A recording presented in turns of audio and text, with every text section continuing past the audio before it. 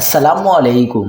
کراچی میں افسوسناک واقعہ، سوراب گوٹ میں نامعلوم افراد کی فائرنگ سے 2 بھائی جاں بحق ہو گئے۔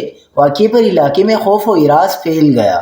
کیا آپ حالات حاضرہ سے آگاہی حاصل کرنا چاہتے ہیں؟ خبر کے پیچھے چھپے اصل حقائق جاننا چاہتے ہیں تو ابھی سبسکرائب کیجئے جلمل پاکستان کو اور ساتھ ہی گھنٹی کے نشان پر کلک کر دیں۔ آپ کو بتاتے چلیں کہ سوراب گوٹ کے قریب نامعلوم مسلح افراد کی فائرنگ سے 2 بھائی جاں بحق ہو گئے۔ Central S S P Zeeshan Shafiq Siddiqui نے بتایا کہ جمال الدین اور حیات اللہ کو ایف پی ایریا بلاک 20 میں لطیف ٹیریس کے قریب نامعلوم ملزمان نے ذاتی دشمنی کی بنا پر فائرنگ کر کے قتل کر دیا۔